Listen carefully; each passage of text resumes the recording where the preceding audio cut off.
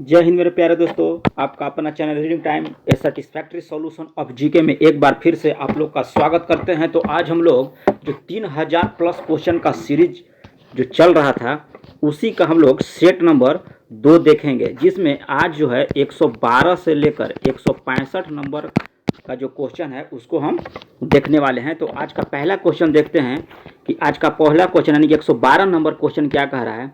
112 number question कह रहा है कि किसके नेतृत्व में अंग्रेजी सेना ने पोर्तो नोवा में हैदर अली को पराजित किया था। तो ये आपका हो जाएगा आयरकुट के नेतृत्व में अंग्रेजी सेना ने पोर्तो नोवा में हैदर अली को पराजित किया था।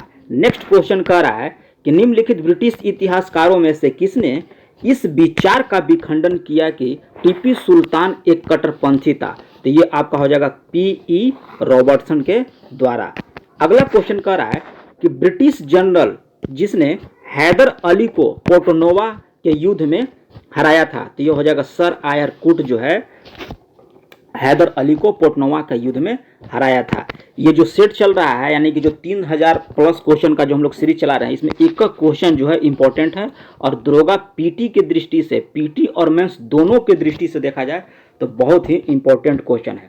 तो नेक्स्ट क्वेश्चन देखते हैं कि टीपू सुल्तान लड़ते हुए दिव्यंत हुआ था यानी कि मारा गया था। तो यह चतुर्थ अंगाल मैसूर युद्ध में मारा गया था और चतुर्थ अंगाल मैसूर युद्ध हुआ था 1799 ईस्वी में। अगला क्वेश्चन कह रहा है कि कर्नवालिस ने टीपू सुल्तान के विरुद्ध जो त्रिदलीय गुट बनाया था उसमें एक थे अंग्रेज निजाम और मराठे जो थे। टीपू सुल्तान के विरुद्ध जो त्रिदलीय गुट बना था वो किसके द्वारा बनाया गया था? तो कर्नवालिस ने बनाया था। तो उसमें कौन थे? अंग्रेज थे, निजाम थे और मराठा थे। अगला नेक्स्ट क्वेश्चन कह रहा है कि 1767-69 के प्रथम अंगाल मैसूर युद्ध के समय हुई त्रिशक्ति संधि इनमें से कौन सा शामिल नहीं हुआ था? इसमें कौन शामिल नहीं हुआ था? तो इसका आंसर हो जाएगा आपका डी, ट्रावनकोर के राजा जो है इसमें शामिल नहीं हुआ था। अगला नेक्स्ट क्वेश्चन कह रहा है कि अब भारत हमारा है, यह घोषणा अंग्रेजों ने किस युद्ध के बाद की थी? क्वेश्चन कह रहा है कि अब भारत हमारा है, यह घोषणा अंग्रेजों ने किस युद्ध के बाद किया था? तो यह चतुर्थ अंगाल मैसूर युद्ध के बाद किया था कि अब भारत हमारा है। किसने किया था? तो अंग्रेजों के माध्यम से किया गया था। किस युद्ध के बाद? तो चतुर्थ अंगाल मैसूर युद्ध के दौरान। और चतुर्थ अंगाल मैसूर युद्ध के दौरान ही टीपू सुल्तान मारा गया था। अगला है कि पूरब का साम्राज्य हमारे पैरों पर है, यह कथन किससे संबंधित है?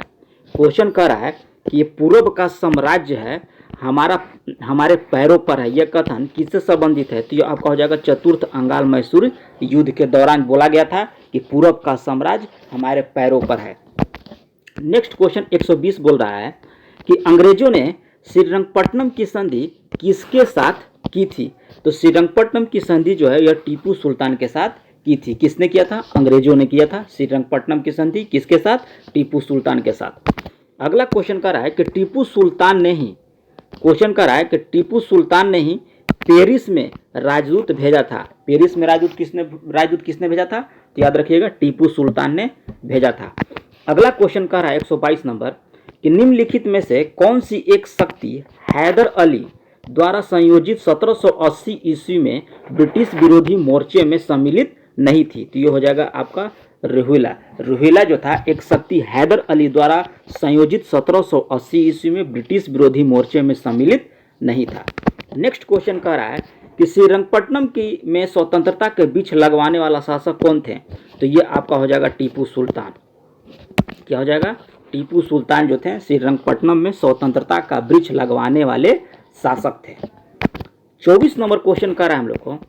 24 नंबर क्वेश्चन कर रहा है कि टीपू सुल्तान अपने समकालीनों से कई मायने में आगे थे क्योंकि वे सैनिक शक्ति के लिए मजबूत आर्थिक आधार के महत्व को समझाता था। ये भी सही कह रहा है। फिर कह रहा है अंग्रेजों द्वारा भारतीय शक्तियों के लिए प्रस्तुत संकट को जानता था। ये भी सही है।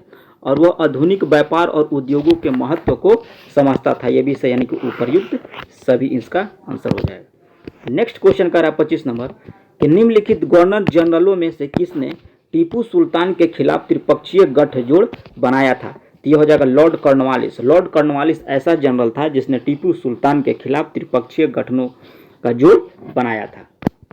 नेक्स्ट क्वेश्चन का 126 नंबर कि रंजीत सिंह किस मिसल से संबंधित है। रंजीत सिंह किस मिसल से संबंधित है, तो ये हो जाएगा शुकरचकिया मिशन से संबंधित है। कौन संबंधित है, तो ये हो जाएगा आपका रंजीत सिंह संबंधित है। किस मिसल से, तो शुकरचकिया मिसल से।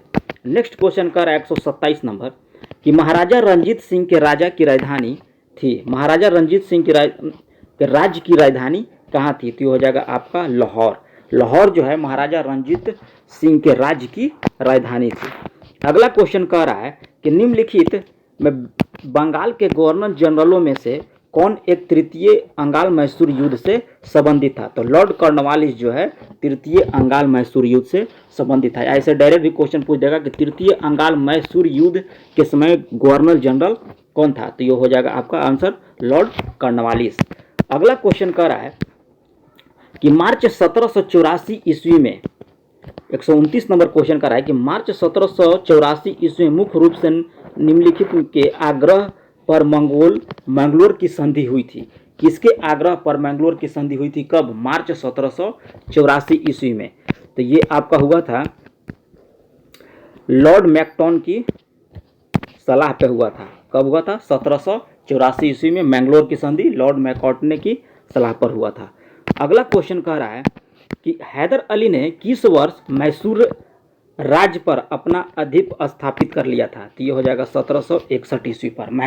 हैदर अली ने किस वर्ष में, यानी कि किस वर्ष में मैसूर राज्य पर अपना अधिकार स्थापित कर लिया था, तो वो किया था 1761 ईस्वी में।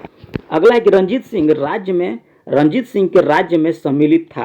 क्या सम्मिलित था, तो श्रीनगर जो है रंजीत सिंह के राज्य में सम्मिलित था। अगला नेक्स्ट क्वेश्चन कह रहा है कि निम्नलिखित में से किसने कहा था कि ईश्वर की इच्छा थी कि मैं सब धर्मों को एक निगाह से देखूं, इसलिए उसने दूसरी आंखों की रोशनी ले ली थी। यह किस व्यक्ति जो था, यह कहा था कि ईश्वर की इच्छा थी कि मैं सब धर्मों को एक निगाह से देखूं, इसीलिए मेरा दूसरी आंख की रोशनी चली गई।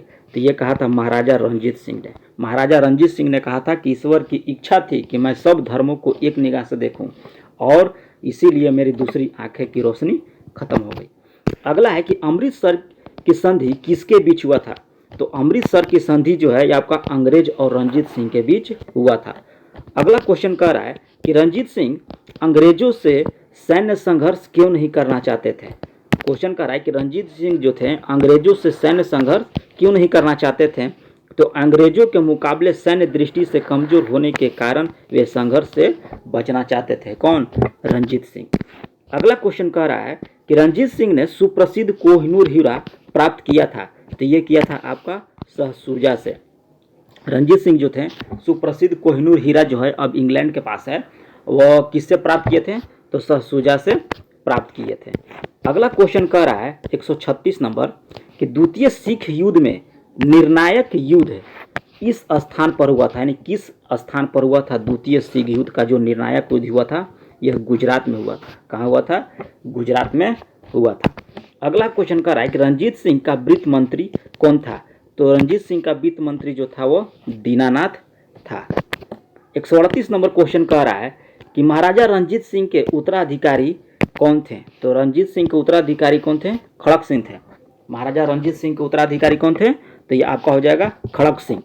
नेक्स्ट क्वेश्चन हम लोग कह रहा है कि पंजाब के सिख राज्य को किस वर्ष अंग्रेजी ईस्ट इंडिया कंपनी के द्वारा अपने अधिकार में ले लिया गया, तो ये लिया गया 1849 ईस्वी में। किसको लिया गया, तो पंजाब के सिख राज्य को किस वर्ष अंग्रेजी ईस्ट इंडिया कंपनी के द्वारा अपने अधिकार में ले लिया गया, 1849 ईस्वी में। अगला क्वेश्चन कह रहा है कि सिख राज्य का अंतिम राजा कौन था, तो यह आपका हो जाएगा दिलीप सिंह। दिलीप सिंह जो थे सिख राज्य का अंतिम राजा थे। अगला क्वेश्चन कह रहा है कि राज बल्लभ घसीटी बेगम और शौकत जंग निम्नलिखित में प्रधान शत्रु थे, तो किसके थे, सिराजुद्दौला के थे। सिराजुद्दौला के कौन प्रधान शत्रु थे, तो राज बल्लभ, घसीटी बेगम और शौकत जंग जो थे यह सिराजुद्दौला के प्रधान शत्रु में से एक थे। अगला नेक्स्ट क्वेश्चन हम लोग देखते हैं क्या कह रहा है कि पंजाब के विलय के पश्चात पंजाब पर शासन करने के लिए निम्नलिखित में से कौन तीन का परिषद का सदस्य नहीं था। माने उस सदस्य में तीन तीन सदस्य थे, लेकिन उसमें से कह रहा है कि कौन नहीं था। तो ये आपका हो जाएगा रॉबर्ट मोंटगोमेरी जो थे ये सदस्य नहीं थे। अगला क्वेश्चन कह रहा है कि कौन डोगरा रणजीत सिंह के बेटे शेर सिंह के समर्थक थे। निम्नलिखित में से कौन डोगरा रणजीत सिंह के बेटे शेर सिंह के समर्थक थे। तो ये आपका हो जाएगा गुलाब सिंह जो थे रणजीत सिंह के बेटे शेर सिंह के समर्थक थे। नेक्स्ट क्वेश्चन कर रहा है कि आज रणजीत सिंह की मृत्यु हो गई। एक सिख सैनिक द्वारा यह कथन किस अवसर पर कहा गया था। तो 1809 ईस्वी के अमृतसर संधि के अवसर पर कहा गया था कि एक सिख सैनिक द्वारा कहा गया था कि वह आज रणजीत सिंह की मृत्यु हो गई। अगला क्वेश्चन का रहा है 145 नंबर कि राजा रणजीत सिंह ने 1809 ईस्वी में अमृतसर की संधि किसके संपादित की जिससे उसे सतलज के उत्तर में विस्तार की स्वतंत्रता प्राप्त हुई। तो ईस्ट इंडिया कंपनी से हुआ था। अगला नेक्स्ट क्वेश्चन का रहा है 146 नंबर कि बंगाल में प्लासी के युद्ध के पश्चात अंग्रेजों ने नवाब के पद को बनाए रखा क्योंकि सोचते थे कि यह व्यवस्था अभी तक इनके हितों के साथ असंगत नहीं हुई थी। यही कारण है कि बंगाल में प्लासी के युद्ध के पश्चात अंग्रेजों ने नवाब के पद को बनाए रखा था। अगला है 147 नंबर क्वेश्चन। 147 नंबर क्वेश्चन कह रहा है कि मीर कासिम और ईस्ट इंडिया कंपनी के बीच झगड़े का मुख्य कारण क्या था। किसके बीच पूछ रहा है? मीर कासिम और ईस्ट इंडिया कंपनी के बीच पूछ रहा है कि झगड़े का कारण आखिर क्या था। तो ये हो जाएगा कंपनी द्वारा अंतर्राज्य व्यापार का पूर्ण उन्मूलन जो था। यही कारण जो था कि मीर कासिम और ईस्ट इंडिया कंपनी के बीच झगड़े हुआ करता था। अगला क्वेश्चन कह रहा है 148 नंबर कि 18वीं सदी के पूर्वार्ध में बंगाल के नवाबों की राजधानी कहाँ थी। तो ये आपका राजधानी हो जाएगा मुर्शिदाबाद। बंगाल जो 18वीं शताब्दी के पूर्व में बंगाल के नवाब की राजधानी कहाँ थी, तो ये आपका हो जाएगा मुर्शिदाबाद। अगला क्वेश्चन का 149 नंबर कि 18वीं शताब्दी में बंगाल के किस निम्नलिखित नाजिम ने मुगल दरबार को दिए जाने वाले की कर की राशि को कम दिया था। तो यह हो जाएगा सरफराज खां। अगला नेक्स्ट क्वेश्चन कह रहा है कि निम्नलिखित में से किसने फतेह चंद को जगत सेठ की उपाधि प्रदान की थी। तो मोहम्मद शाह जो था फतेह चंद को जगत सेठ की उपाधि प्रदान की थी। या सीधे डायरेक्ट पूछ सकता है कि जगत सेठ की उपाधि किसको दिया गया था। तो फतेह चंद को दिया गया था। किसके द्वारा दिया गया, तो मोहम्मद शाह के द्वारा दिया गया। अगला क्वेश्चन कह रहा है कि 18वीं शताब्दी में भारत में फ्रांसीसियों के सफल न होने का निम्नलिखित में से कौन सा एक कारण है। कब पूछ रहा है? 18वीं शताब्दी में भारत में फ्रांसीसियों का सफल न होने का कारण पूछ रहा है।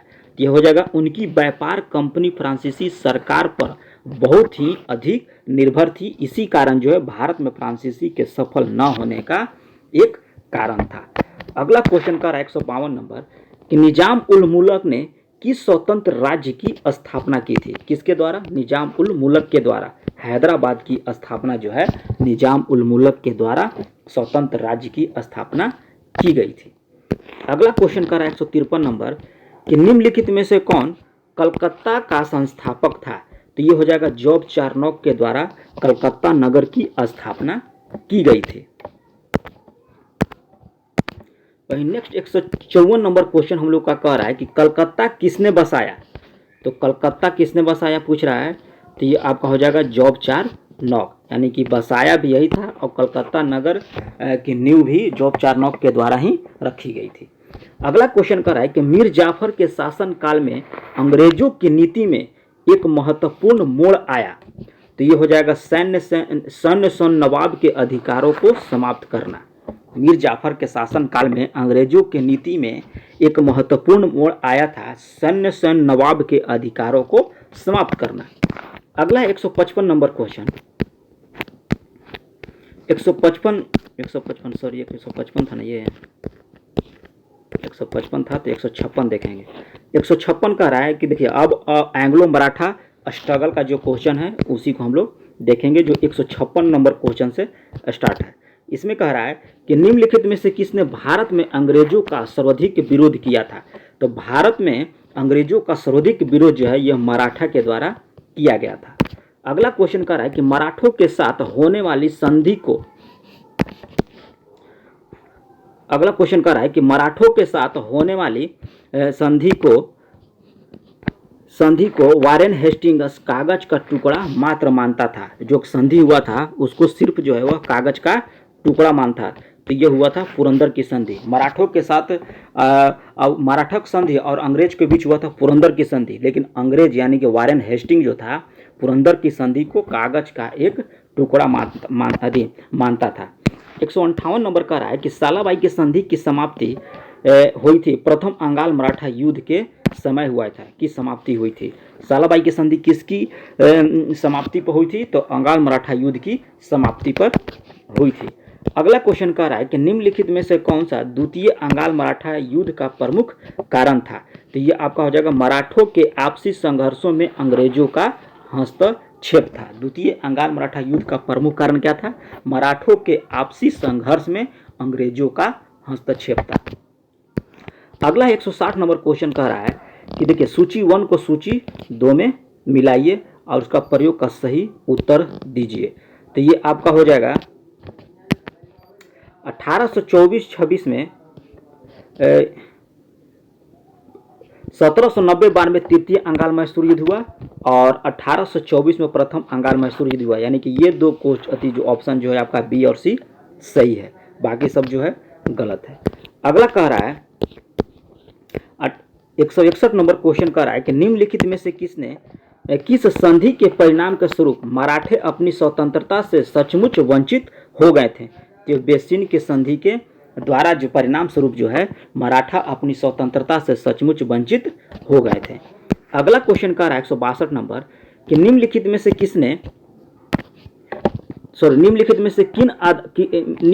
से किन आधारों पर 1851 ईस्वी में बाजीराव द्वितीय की मृत्यु के बाद लॉर्ड डलहौजी ने नाना साहेब के 8 लाख रुपए सालाना पेंशन के दावे को नामंजूर कर दिया था। तो ये आपका हो जाएगा नाना साहेब बाजीराव द्वितीय को लड़का नहीं था इसलिए, और हो जाएगा पेंशन को मंजूरी वंशगत नहीं था, यानी कि ऑप्शन 1 और 3 ये सही है, यानी कि ऑप्शन हो जाएगा हम लोग का डी। अगला क्वेश्चन कर रहा है कि बेलजली ने पेशवा बाजीराव द्वितीय को किस शर्त पे मदद करना तय किया था।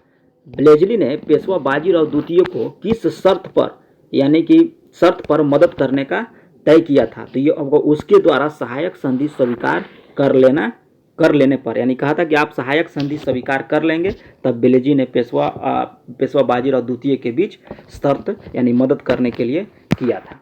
अंगाल मराठा युद्ध से संबंधित निम्नलिखित में से संधियों को पढ़ें और आंसर दीजिए। तो ये आपका हो जाएगा बेसिन की संधि निम्नलिखित कुछ संधि के सहित हैं, और फिर उसके बाद देवगांव की संधि, फिर अर्जुन गांव की संधि, यानी कि ऑप्शन हो जाएगा 3, यानी कि सबसे पहले बेसिन का संधि हुआ, फिर देवगांव की संधि, फिर उसके बाद अर्जुन गांव की संधि हुआ था। अगला 165 नंबर क्वेश्चन कह रहा है कि 13 जून 1817 ईस्वी को पूना की संधि पर किसने हस्ताक्षर किया था। तो ये किया था बाजीराव द्वितीय के द्वारा जो है 1817 ईस्वी को पुणे की संधि पर हस्ताक्षर हुआ था। तो ये रहा है आप लोग का 165 क्वेश्चन, यानी कि 50 क्वेश्चन का सेट, लगभग 50 से ज़्यादा ही होगा। तो आज हम लोग 165 क्वेश्चन देख लिए। कल जो वीडियो आएगा उसमें 165 से लेके 50 उसमें और ऐड कर देंगे, वो हम लोग देखेंगे। तो अगर आप चैनल पर पहली बार है तो चैनल को सब्सक्राइब कर लीजिएगा, बेल आइकन को ज़रूर दबा दीजिएगा, क्योंकि जो भी यहाँ से वीडियो जाएगा आपको सबसे पहले नोटिफिकेशन मिले। और हाँ, अगर आप किसी ग्रुप से व्हाट्सएप या फेसबुक ग्रुप से भी जुड़े हो तो उस ग्रुप को शेयर कर दीजिएगा। मिलते हैं नेक्स्ट वीडियो में, तब तक के लिए अपना तैयारी को जोर शोर से लगे रहिए, क्योंकि जो वैकेंसी जो है इसी मंथ यानी कि अगले मंथ का लास्ट में देखने को जरूर मिलेगा, जिसमें से हमको जहाँ तक उम्मीद लग रहा है कि 2500 के आसपास जो है बिहार दरोगा का रिक्वायरमेंट आने वाला है। तो मिलते हैं नेक्स्ट वीडियो में, तब तक के लिए धन्यवाद।